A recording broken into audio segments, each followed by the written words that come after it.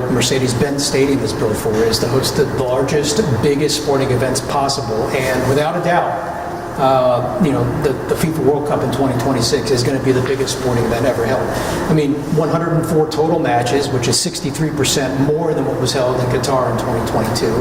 And for us to have, a big chunk of that and really some of the better parts of that tournament here in Atlanta is really exciting. I know that you were anticipating or hoping for a semifinal, but what's the difference now between the anticipation and hoping versus the reality sinking in that a match of that magnitude is actually going to be here? Well, it's real now, right? But we've been preparing and working with partners all across, the city and the state, and including the building and the hospitality community and public agencies. So we'll continue working with FIFA very closely now that they've gotten through this. It's a big milestone for FIFA as well, right? To be able to now have the cities identified, the dates identified, and the number of matches per city identified.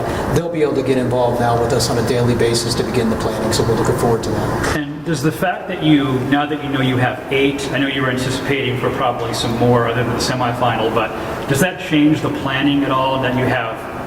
8 is a lot bigger than 1, 3, 5. How does that change now the way you prepare the next couple of years? I think there's efficiencies in that number. If you look at the group stage in June, the first match, which is 862 days away, by the way, June 15th. Of 2024. Then you roll every 3 days with the group stage match until June 27th. So there's a lot of efficiencies that could be created from the first match to the second match, from the second to the third, all the way through to June 27th. So, we've got an experienced team here, experienced group of organizations that knows how to put on big events. And we're going to work very closely with FIFA because that's what they expect to do with all cities. So, they'll have people in this market at a certain point in time as we get closer, and we'll work closely with them. I know that it's being an international event. There will be 5 group stage matches. The U.S. team will be out west. However, just because they're not here, can you kind of give us a sense of just how big these matches will be? In other words, you don't necessarily need a U.S. team because of not just the international city part of it, but just the fact that it's such a global event that the fan support for these 5 matches is probably going to be off the charts anyway. Yeah, every team that's going to be among the 48 teams that will participate are going to have passionate fan bases from all over the world, and because we're an international city and we have 100 consulate corps offices here in Atlanta and trade offices here in Atlanta, we think partner with those groups to whatever country or team comes through Atlanta for a match, we can bring them into the planning. The fact is we're connected internationally with the airport, and with the U.S. team calling Atlanta home, as we look towards the road to 26, they may not necessarily be playing here at the early part. Hopefully they're playing here at the latter part of the tournament, but there's a lot of build-up and excitement that can be created, in this year, next year, and into the actual event, and working with U.S. Soccer.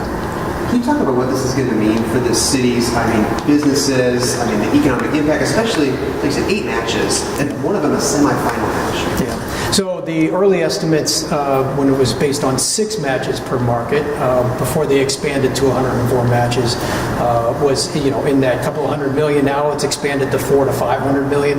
Again, that's all projection. We'll see what happens when they actually get into the event and do a post-economic impact study.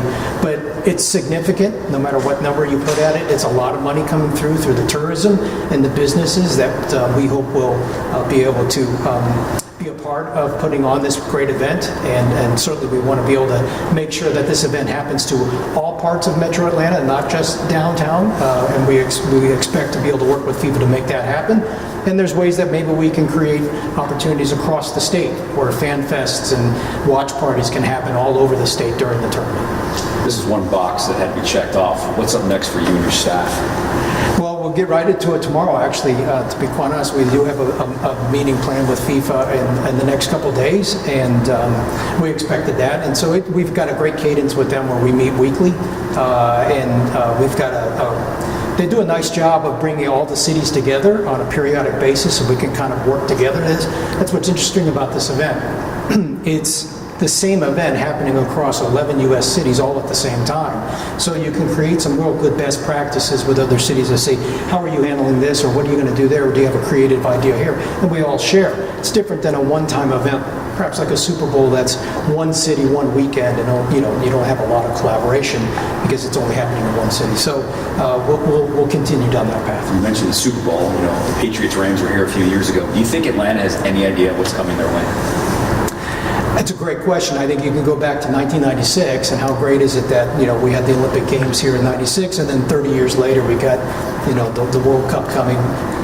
Two of the biggest sporting events easily in the world coming to Atlanta, and making Atlanta only one of two cities in the U.S. to host both of those events. So yeah, this is from what FIFA says to expect. Each match is like a Super Bowl, so we've got 8 Super Bowls coming in about 35 days or so. You have some big international matches coming up with the She Believes, the Gold Cup. I mean, do you also, as big as those events are, do you also kind of use that as a test run, a trial run for what will be here in 26? It's a good question. The good news is this stadium is built for soccer and built for major events, and certainly with the She Believes Cup coming in the spring and Copa America coming this summer, with the EPL Summer Series last summer, that's a great run of events within a 1-year period that can be used as test events for the FIFA World Cup, if you will.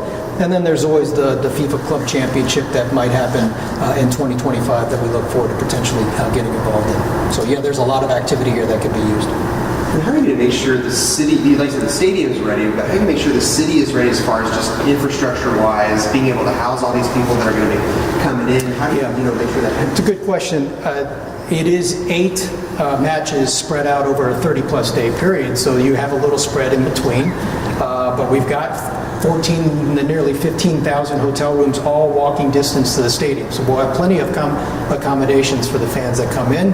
We've got the rail line coming directly downtown to the stadium from the airport, and we've got everybody in the world easily able to get to Atlanta to the airport. So we've got the infrastructure, we've got the right organizations in place, and we'll just look and work with FIFA to figure out where we need to build things up from an infrastructure standpoint. But the good news is it's all compact, right? And in comparison to perhaps some other markets that are hosting this event, we're very walkable. And so I think that becomes very valuable in the planning process. It becomes very efficient when you're trying to get people moving around, and you have all the fan events within a compact area. That helps the planning process.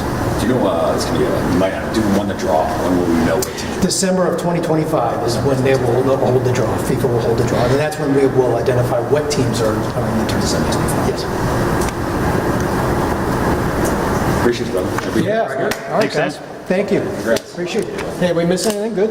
No. Okay. All right. Thanks for coming down. That was just emailed out, and I'll give you guys a hard Thank you. Thanks for appreciate the Gold Cup. I meant Copa. No, that's okay. Yeah, no problem. Yeah, no problem. The Gold Cup's going out west. Yeah. This year.